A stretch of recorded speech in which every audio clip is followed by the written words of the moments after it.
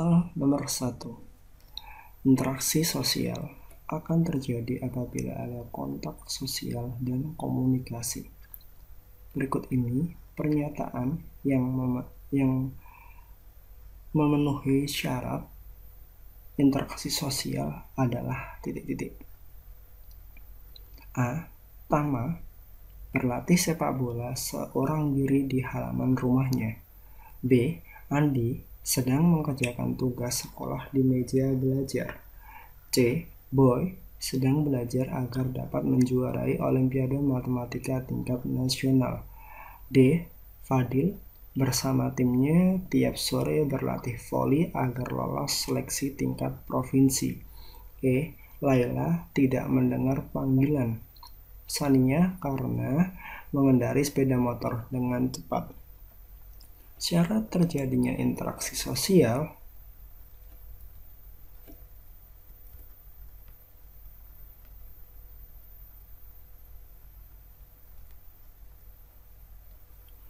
yaitu adanya kontak sosial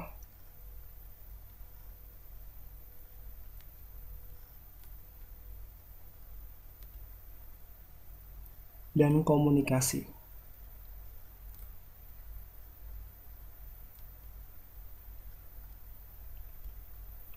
Kontak sosial dan komunikasi hanya akan terjadi apabila melibatkan dua pihak.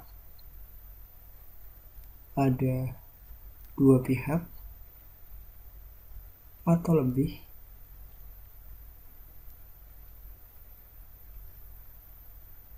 serta adanya interaksi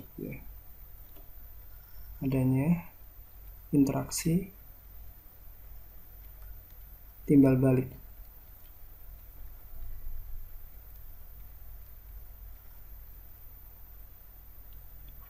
Interaksi sosial itu ditunjukkan pada pilihan D, yaitu Fadil bersama timnya sore hari berlatih voli agar lolos seleksi tingkat provinsi, sehingga jawabannya adalah D.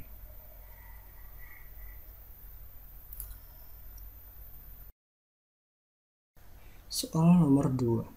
Perkembangan teknologi informasi menyebabkan individu atau kelompok dapat saling menjalin hubungan sosial dengan menggunakan media sosial seperti Line dan Instagram. Dampak positif gejala sosial tersebut adalah A. Meningkatkan solidaritas sosial dalam masyarakat. B. Meningkatkan intensitas penggunaan media sosial. C. Memudahkan menjalin hubungan jarak jauh. D. Meningkatkan kerjasama antar individu. E. Meningkatkan penyalahgunaan internet. Soal nomor 2. Untuk menjalin sebuah hubungan sosial dengan menggunakan media sosial menggunakan seperti Line ataupun Instagram menunjukkan interaksi sosial, di mana di sini kita katakan bahwa interaksi sosial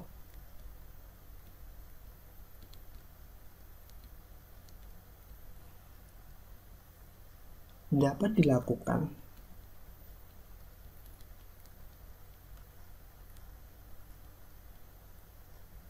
tanpa tatap muka.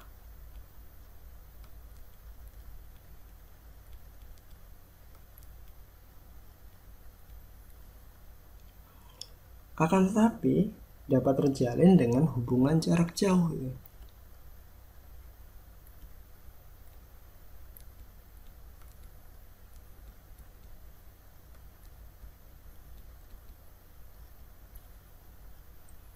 Dengan demikian, kita bisa mengetahui bahwa di sini ada dampak positif adanya teknologi informasi, yaitu memudahkan individu ataupun kelompok menjalin hubungan jarak jauh. Kalaupun kita lihat di sini, kita lihat bahwa jawaban yang tepat adalah pilihan C, yaitu dengan adanya Instagram, adanya Line, yaitu memudahkan menjalin hubungan jarak jauh. Soal nomor 3. Globalisasi menyebabkan pertukaran budaya makin berkembang. Sebagai contoh, masuknya budaya populer seperti berkembangnya kelompok K-pop dan cosplay di Indonesia. Apabila gejala sosial tersebut tidak disikapi dengan bijak, dapat menyebabkan A. Lunturnya budaya Indonesia. B. Rusaknya masa depan anak. C. Rusaknya moral remaja. D. Ketimpangan budaya. E. Disintegrasi sosial. Mari kita bahas bahwa yang namanya globalisasi itu tidak bisa dihindari.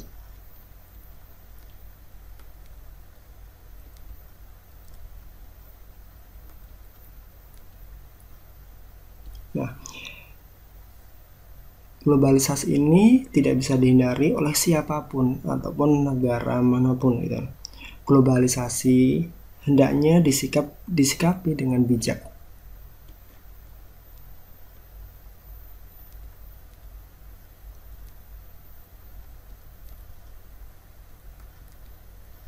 Nah, agar eksistensi negara atau masyarakat tetap terjaga. Namun, apabila masyarakat Indonesia tidak dapat bersikap bijak mengenai perkembangan adanya K-pop, adanya cosplay, budaya Indonesia akan terancam luntur gitu. Jadi ada dampak negatif gitu. Jika tidak disikapi dengan bijak, yaitu lunturnya budaya.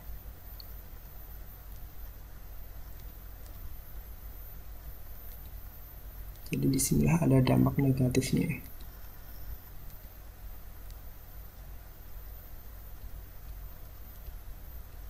Nah, terus oleh karena itu kita hendaknya bersikap selektif terhadap budaya negara lain yang masuk di Indonesia supaya budaya di Indonesia tidak luntur.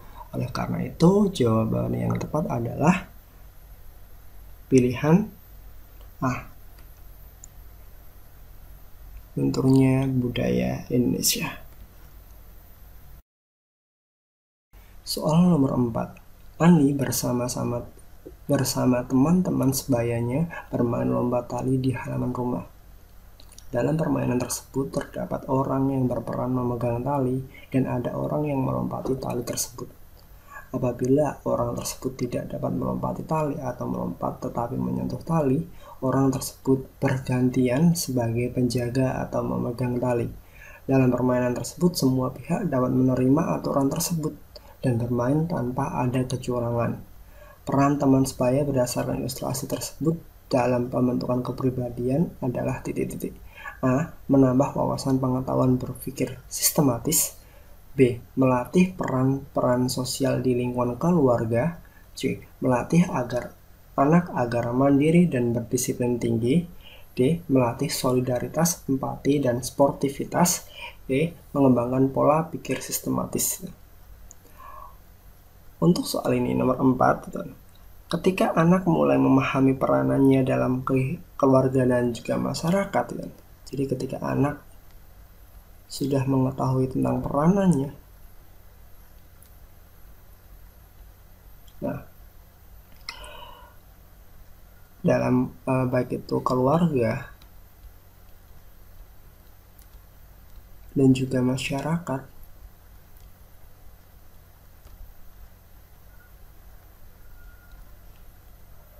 berarti telah berada dalam tahap siap bertindak. Berada dalam tahap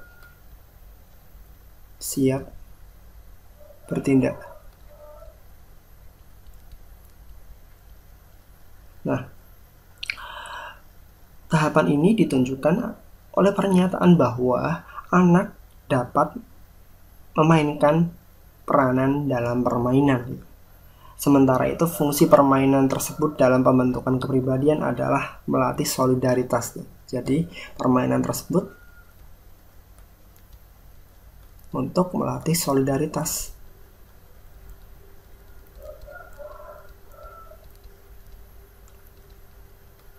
Nah, terus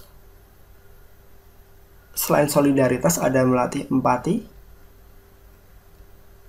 dan juga sportivitas.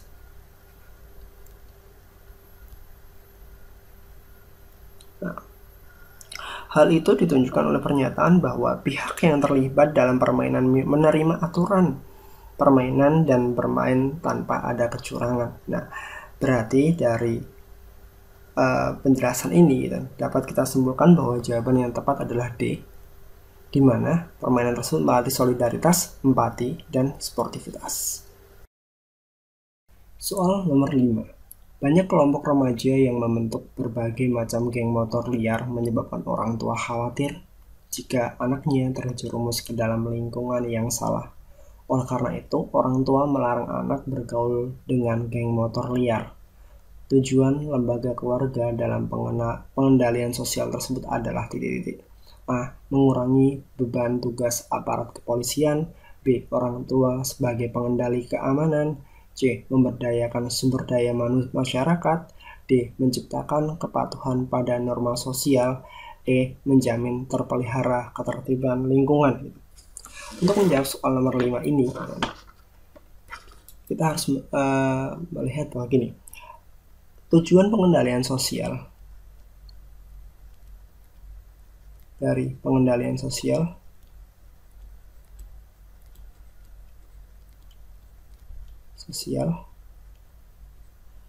adalah anggota masyarakat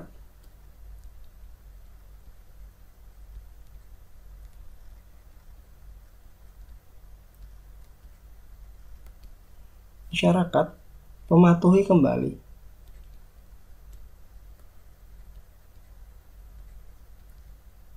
norma-norma yang berlaku.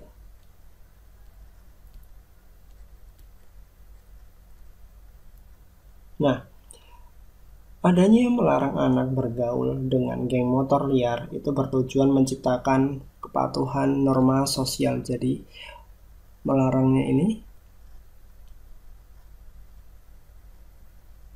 tujuannya ada tujuan penting, yaitu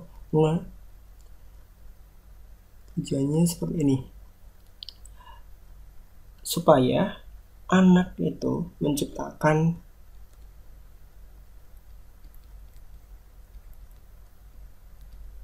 kepatuhan sosial. Nah, apabila anak mematuhi norma sosial, kehidupannya tidak akan terjerumus ke dalam lingkungan yang salah. Jika ini bisa dilaksanakan gitu kan, sehingga anak tersebut tidak terjerumus.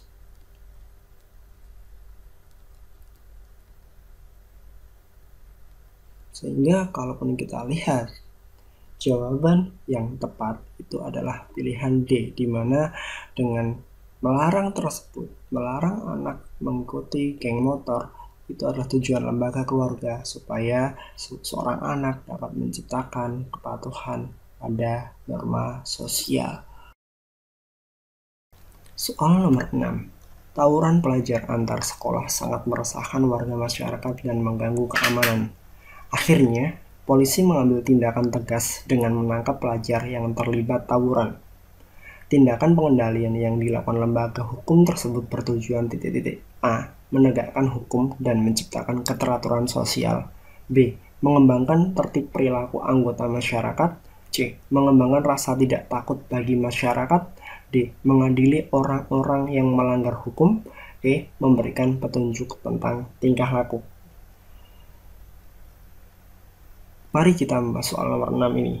Upaya yang dilakukan polisi sesuai dengan ilustrasi pada soal bertujuan menegakkan hukum dan menciptakan keteraturan sosial. Jadi upayanya polisi ini yaitu menegakkan hukum.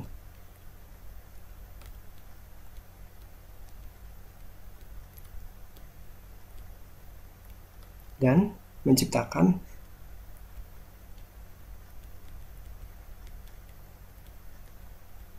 keteraturan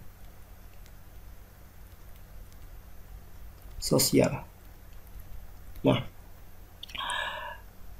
penegakan hukum yang dilakukan oleh polisi karena para pelajar telah melakukan perilaku menyimpang, yaitu tawuran, itu adalah sebuah upaya polisi gitu, mengendalikan perilaku menyimpang dari seorang pelajar gitu, dan yang bertujuan gitu, menciptakan adanya keteraturan sosial untuk kebaikan sosial di lingkungan masyarakat. Kalaupun kita lihat bahwa di sini jawaban yang sesuai adalah tindakan pengendalian yang dilakukan oleh lembaga hukum tersebut itu bertujuan untuk penegakan atau menegakkan hukum dan menciptakan keteraturan sosial. Soal nomor 7. Pemerintah membuka kesempatan bagi seluruh pelajar di Indonesia yang ingin memperoleh beasiswa pendidikan S2 di luar negeri dengan syarat lulus dalam tahap seleksi. Pemerintah tidak membatasi jumlah pelajar laki-laki atau perempuan yang mendaftar. Pemerintah meyakini bahwa pelajar laki-laki atau perempuan dapat berkontribusi bagi kemajuan bangsa. Kondisi tersebut menunjukkan adanya hubungan antara A. Peran sosial dan pendidikan, B. Peran sosial dan gender, C. Status sosial dan gender, D. Status sosial dan etnik, E. Status sosial dan rasial. Kita lihat dalam kata-kata di sini, di mana pemerintah tidak membatasi jumlah pelajar laki-laki perempuan untuk mendaftar. Di sini ada sebuah kesetaraan gender dalam sebuah pendidikan.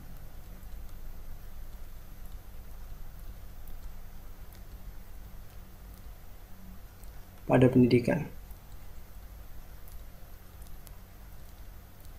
Nah, selanjutnya, walaupun kita lihat lagi di sini, di sini ada sebuah kesetaraan gender pada pendidikan dan di mana adanya sebuah hubungan antara warga dan juga pemerintah dengan adanya kontribusi kemajuan, tujuannya yaitu kemajuan bangsa. Nah, inilah yang dikatakan sebagai adanya peran sosial antara pemerintah dan juga warganya Sehingga kalaupun kita sesuaikan di sini hubungan antara peran sosial dan juga pendidikan yang terhubung antara warga dan pemerintah dengan adanya S2 di luar negeri. Sehingga jawaban yang tepat adalah pilihan A.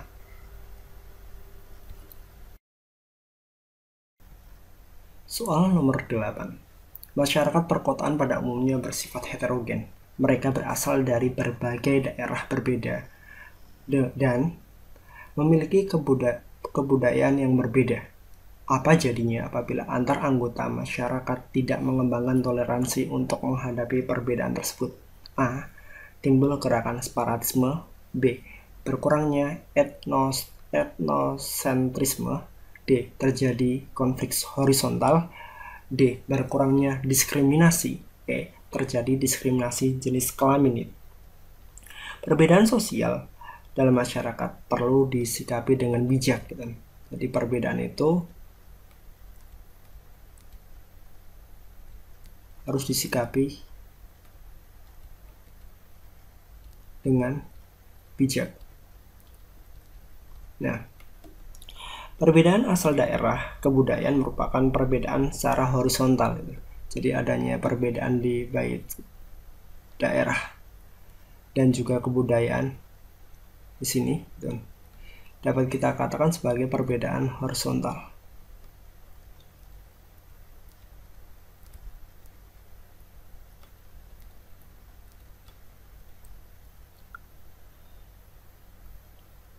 Salah satu upaya anggota masyarakat untuk menciptakan integrasi sosial di tengah perbedaan horizontal ialah mengembangkan sikap toleransi. Jadi di sini yang perlu dilakukan adalah adanya toleransi.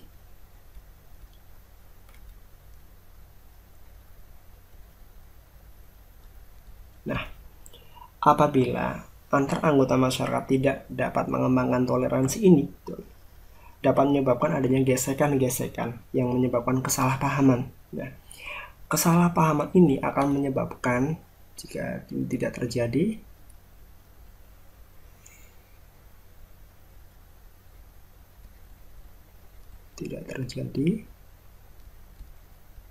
akan adanya konflik. Konflik inilah kalaupun tidak terjadi toleransi akan terjadi konflik dan memacu memicu adanya gesekan-gesekan, memicu adanya pertengkaran itu. Oleh karena itu, diperlukan adanya sikap toleransi. Jadi, nomor 8 ini, apa jadinya apabila antar anggota masyarakat tidak mengembangkan toleransi untuk menghadapi perbedaan, yaitu adanya terjadinya konflik horizontal. Soal nomor 9. Stratifikasi sosial dalam masyarakat menunjukkan perbedaan kelas sosial sekelompok orang. Orang-orang kaya digolongkan sebagai kelas atas, orang-orang miskin digolongkan sebagai kelas bawah. Kelas atas memiliki status sosial, kekuasaan, dan penghormatan masyarakat yang lebih tinggi daripada kelas bawah. Perbedaan yang sangat mencolok antara kelas atas dan kelas bawah menyebabkan ketimpangan sosial. Upaya tepat yang dilakukan pemerintah untuk mengatasi masalah tersebut adalah titik-titik. A. Mewajibkan orang kaya memberi sumbangan ke panti asuhan. B. Melaksanakan program pemberdayaan masyarakat miskin. C. Memberi bantuan sembako kepada orang miskin secara bergantian. D. Memberi jaminan kesehatan kepada semua rakyat. E. Memberi dana bantuan operasi sekolah pada sekolah-sekolah negeri. Soal nomor 9 ini kita bisa membahasnya yaitu di mana adanya perbedaan kesenjangan antara kelas atas dan juga kelas bawah. Jadi kelas atas dan juga kelas bawah. Di sininya yang sangat mencolok dapat menyebabkan ketimpangan sosial.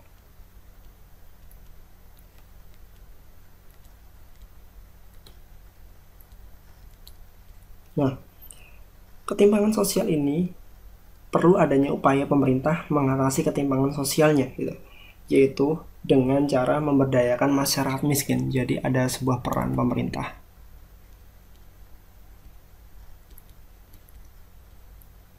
Memberdayakan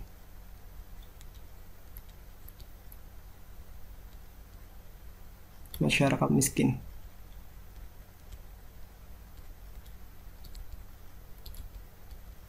Nah, pemberdayaan masyarakat miskin ini dapat dilakukan dengan pelatihan kerja.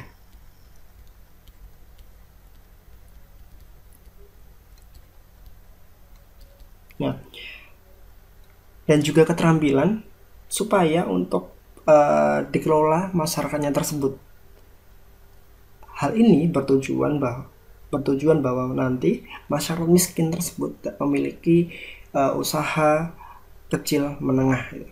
Oleh karena itu pun, kalaupun kita hubungan dengan jawaban yang tepat yaitu upaya tepat yang dilakukan pemerintah untuk mengatasi masalah sosial tersebut adalah melaksanakan program pemberdayaan masyarakat miskin. Soal nomor 10. Seorang anak dari keluarga akademisi tidak dapat mengikuti jejak ayah dan ibunya yang berprofesi sebagai dosen dan dokter karena memilih tidak melanjutkan pendidikannya. Kondisi tersebut menunjukkan mobilitas sosial antar generasi menurun. Konsekuensi dari mobilitas sosial tersebut adalah titik-titik. A. Status sosial seseorang ditentukan oleh keluarga. B. Konflik horizontal antara anak dan orang tua. C. Perubahan kepribadian orang tua. D. Peningkatan strata keluarga. E. Konflik antar generasi. Mari kita bahas soal nomor 10 ini. Kata kunci untuk menjawab pertanyaan tersebut adanya mobilitas sosial. Mobilitas sosial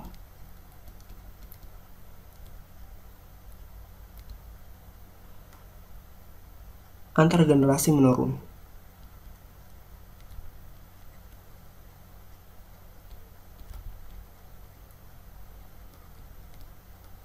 Dari kata kunci ini, kita bisa mengetahui bahwa adanya konflik antar orang tua dan juga anak,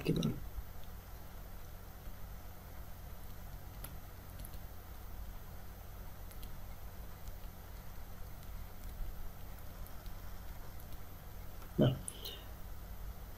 Konflik orang tua dan juga anak ini karena orang tua tidak setuju adanya keputusan anak, yaitu putus sekolah. Kondisi tersebut terjadi karena semua orang tua itu menginginkan kebaikan dalam kehidupan anaknya. Kalaupun kita lihat di sininya, konfliknya tersebut untuk kebaikan anaknya itu, dan kebaikan anak itu supaya untuk melihat status sosialnya, sehingga jawaban yang tepat pada soal nomor 10 ini adalah kondisi tersebut menunjukkan mobilitas antar sosial generasi menurun.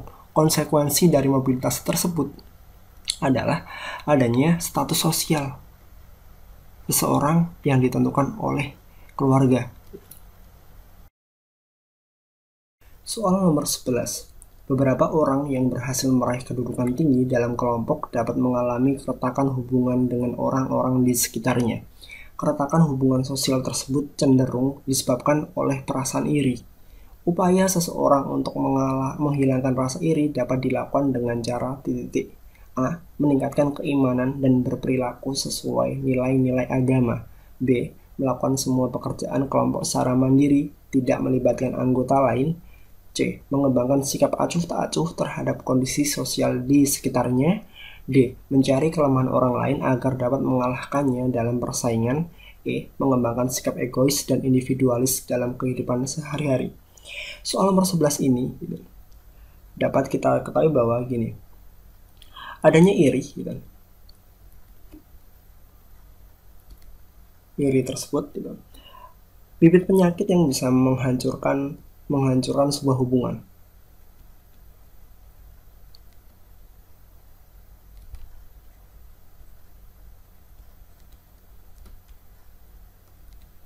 Nah, kehancuran hubungan sosial ini akan menyebabkan ketidakharmonisan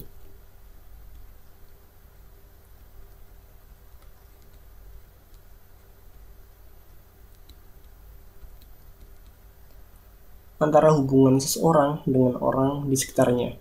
Oleh karena itu, dibutuhkan sebuah keimanan yang kuat, di mana setiap agama melarang umatnya untuk memiliki perasaan iri. Agama mengajarkan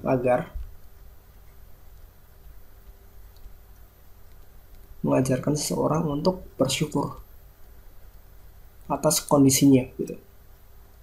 Ketika seseorang itu bersyukur atas kondisinya, perasaan iri itu dapat dihilangkan dengan adanya keimanan yang kuat. Di sini ada keimanan dalam kondisi seseorang.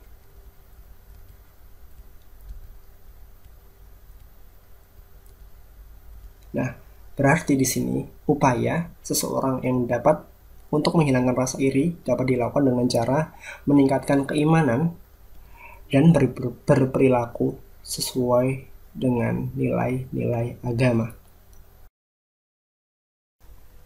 Soal nomor 12. Perhatikan gambar bagan mobilitas sosial berikut. Bagan mobilitas sosial di atas dapat disimpulkan bahwa A. Dua generasi tersebut mengalami mobilitas horizontal antar generasi. B. Status sosial anak ketiga lebih tinggi dari status sosial orang tuanya. C. Anak dan orang tua mengalami mobilitas sosial vertikal naik. D. Antar orang tua dan anak-anaknya terjadi mobilitas sosial. E. Mobilitas sosial terjadi pada anak pertama dan kedua saja. Soal nomor 12 ini dapat kita selesaikan dengan bahwa gambar pada soal menunjukkan mobilitas sosial antar generasi.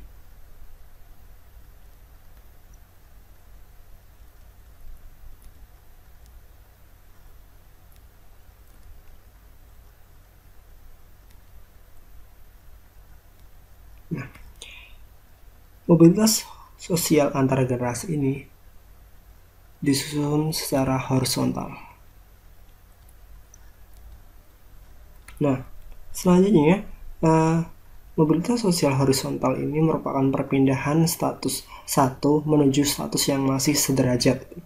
Mobilitas antar generasi menunjukkan perpindahan status yang terjadi di antara beberapa generasi. Jadi terjadi pada beberapa generasi. Nah,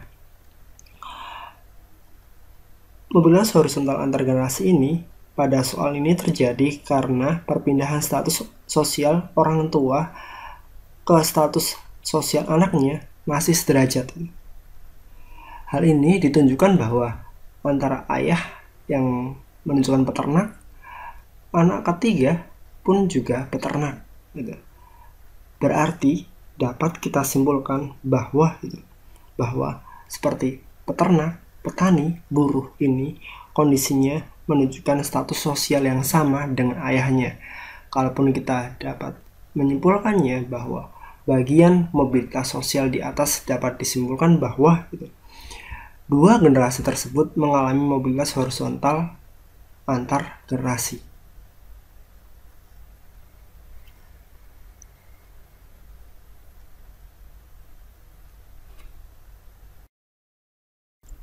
Soal nomor 13. Modernisasi menyebabkan pembangunan di berbagai wilayah berkembang pesat seperti di wilayah perkotaan. Meskipun demikian, pembangunan fasilitas fisik di wilayah perkotaan sering disertai dengan penggusuran rumah penduduk. Sebagian penduduk yang diuntungkan cenderung bersikap setuju terhadap penggusuran, sementara kelompok yang dirugikan menolak penggusuran. Munculnya kelompok pro dan kontra atau konflik pada masyarakat perkotaan tersebut disebabkan faktor A. Perbedaan kualitas individu. B. Tuntutan persaingan yang tinggi. C. Proses perubahan yang terlalu cepat. D. Perkembangan kebudayaan kelompok. E. Pembedaan mata pencaharian masyarakat. Mari kita bahas soal nomor 13. Lancarnya adanya arus informasi, terus seperti adaptasi teknologi dan globalisasi semakin mendorong percepatan perubahan sosial. Jadi adanya teknologi, terus adanya globalisasi akan mempercepat perubahan sosial. Nah, pembangunan fisik maupun non-fisik dapat berkembang cepat. Akhirnya akan muncullah kelompok yang pro dan juga kelompok yang kontra. Nah, kelompok pro dan kontra ini sering terjadi kecekcokan antara satu dengan yang lainnya.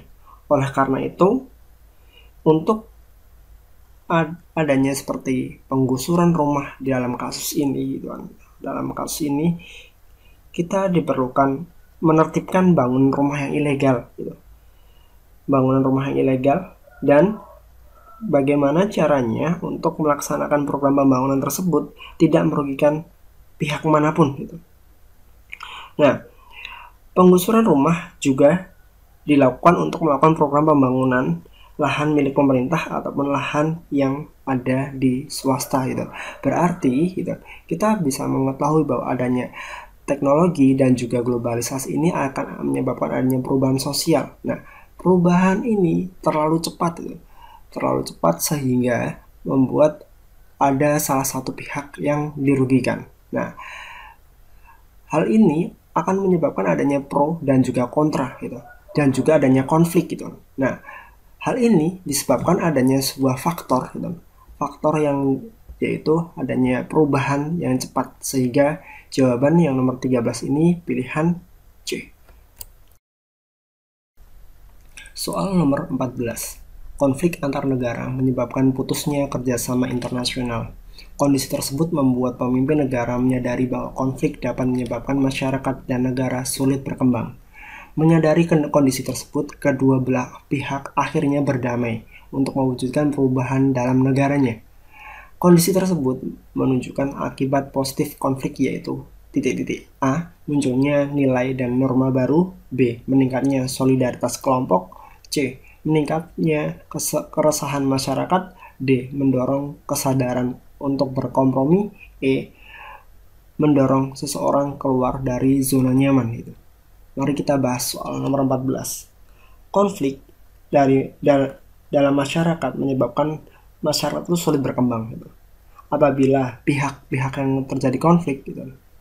Konflik di sini itu melibatkan adanya suatu negara gitu.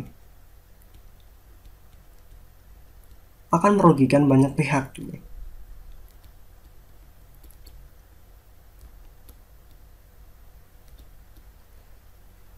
Ketika sebuah konflik itu merugikan banyak pihak gitu, maka diperlukan kesadaran setiap negara tersebut untuk adanya kompromi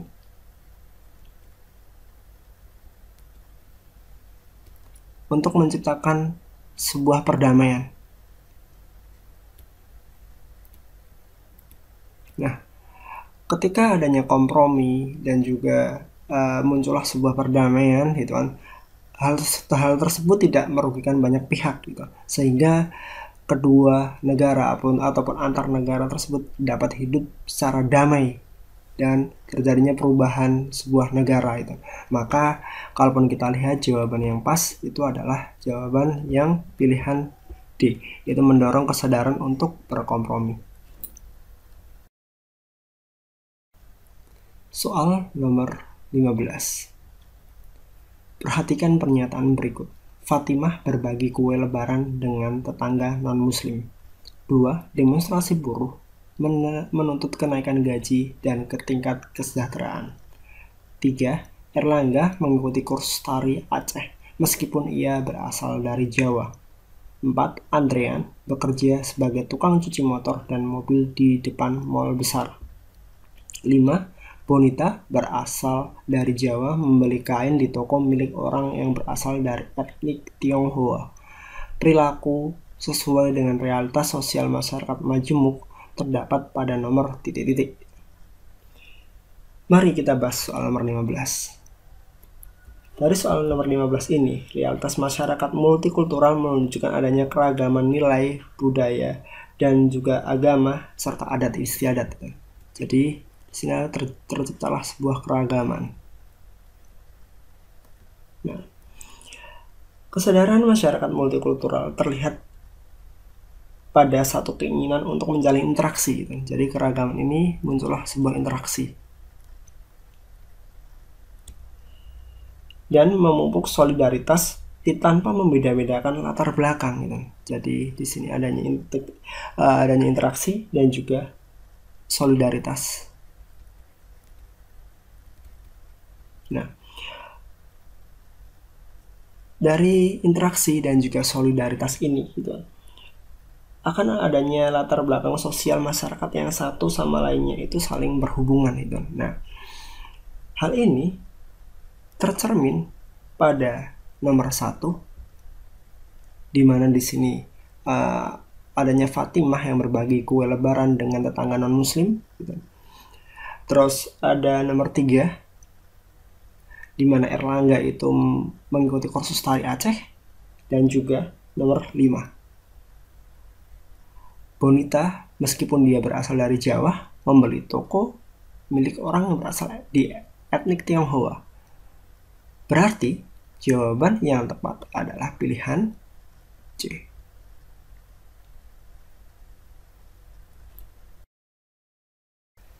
Soal nomor 16. Indonesia merupakan bangsa yang memiliki keragaman ras, suku, bangsa atau etnik, budaya, dan agama. Oleh karena itu, pendidikan multikultural berperan penting bagi masyarakat Indonesia untuk mengembangkan titik-titik. A. Sikap toleransi terhadap perbedaan sosial dalam masyarakat. B. Kepribadian bangsa berdasarkan kebudayaan baru. C. Masyarakat yang adil dan makmur secara merata. D. Perbedaan sosial budaya dalam masyarakat. E. Budaya lokal agar tidak memudar. Mari kita bahas soal nomor 16. Pada soal nomor 16 ini, kita bisa mengetahui bahwa adanya pendidikan multikultural itu. Ya. Adanya pendidikan multikultural merupakan upaya dilakukan secara sadar untuk mengajarkan sifat-sifat multikultural dalam memandang derajat kedudukan yang sama. Jadi adanya multikultural ini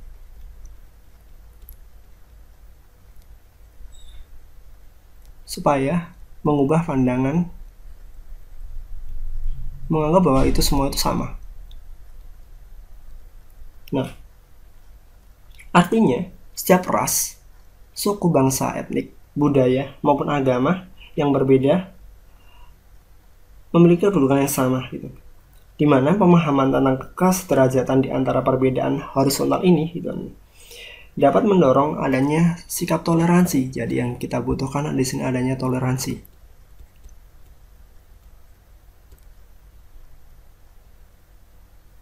Toleransi yang terjadi meskipun di situ ada perbedaan ras, suku, bangsa, etnik, budaya maupun agama gitu. Nah, tumbuh dan berkembangnya sikap toleransi ini gitu, dalam bangsa Indonesia menyebabkan adanya persatuan dan kesatuan. Kalau hal ini kita sesuaikan dengan pilihan jawabannya gitu, di mana pendidikan multikultural gitu, berperan penting bagi masyarakat Indonesia untuk mengembangkan adanya sikap toleransi terhadap perbedaan sosial dalam masyarakat.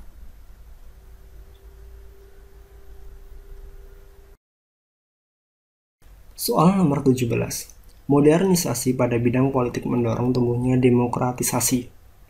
Dampak positif demokrasi bagi masyarakat adalah titik-titik. A. Menghambat perkembangan kelompok sosial. B. Memiliki peluang besar melakukan protes dan demonstrasi. C. Memiliki kesempatan besar untuk berpartisipasi dalam pembangunan. D. Mengembangkan kelompok-kelompok berdasarkan ikatan primordial. E. Memiliki kesempatan terbatas untuk mengakses informasi dari media sosial. Mari kita bahas. Modernisasi.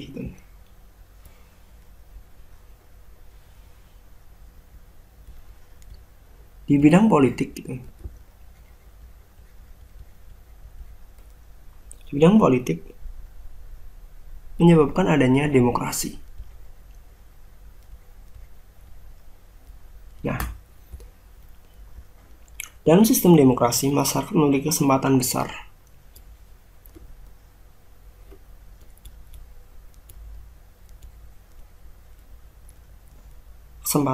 untuk berpartisipasi gitu, dalam pembangunan nasional.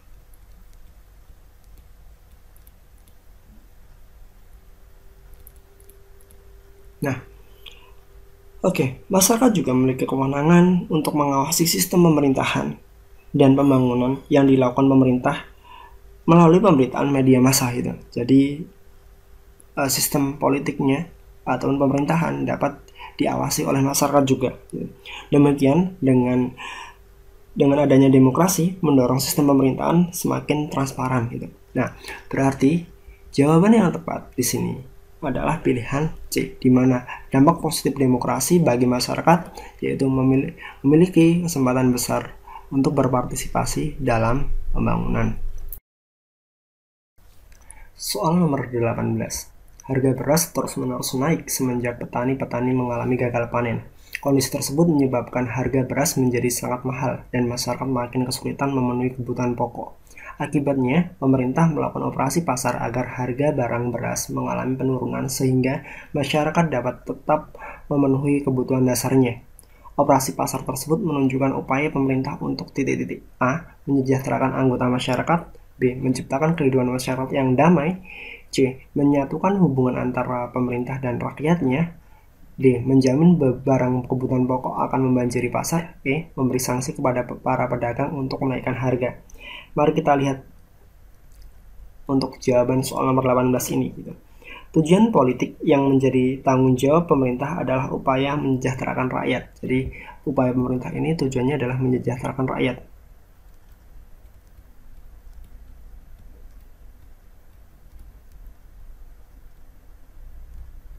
Nah,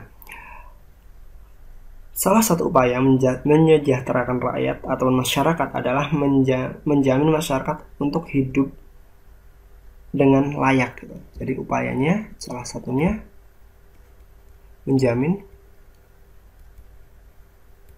rakyat hidup layak.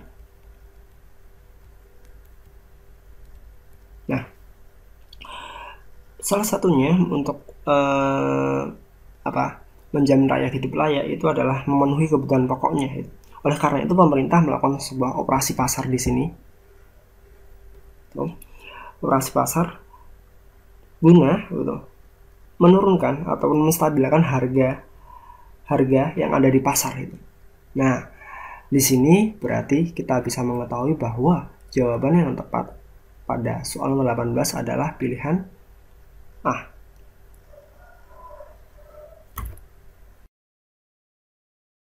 Soal nomor 19. Agar pengambilan sampel dapat menjangkau banyaknya jumlah populasi, seorang peneliti membagi populasi tersebut menjadi beberapa gugus. Pembagian populasi tersebut dilakukan pada penduduk desa dengan membagi mereka ke dalam sejumlah gugus sesuai dengan jumlah rukun tangga. Kemudian dipilih beberapa rukun tangga sebagai sumber sampel penelitian. Metode pengambilan sampel berdasarkan ilustrasi tersebut adalah A. Klaster, B. Sistematis, C. Kuota, D. Acak stratifikasi, E. Acak sederhana. Mari kita bahas soal nomor 19 ini. Dalam soal ini kita bisa mengenal bahwa di sini adalah teknik tipe klaster.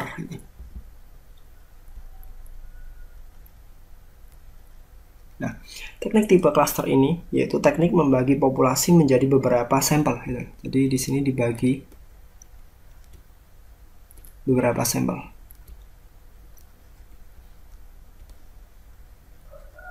Nah, pembagian beberapa sampel ini disesuaikan dengan ketentuan, misalnya berdasarkan luas lokasi.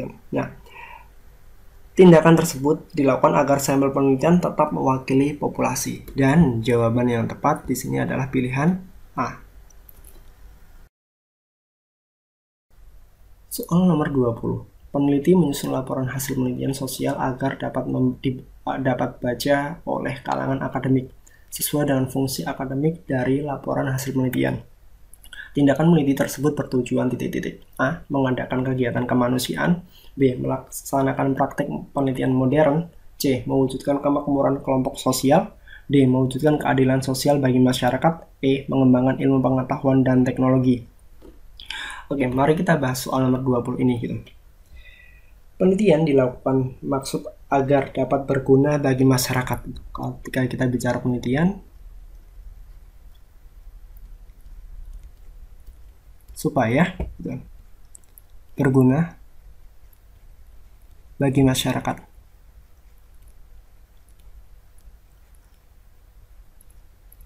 Nah, setiap penelitian yang diakhiri dengan penulisan laporan dan dipublikasikan di kalangan akademik bertujuan untuk mengembangkan ilmu pengetahuan .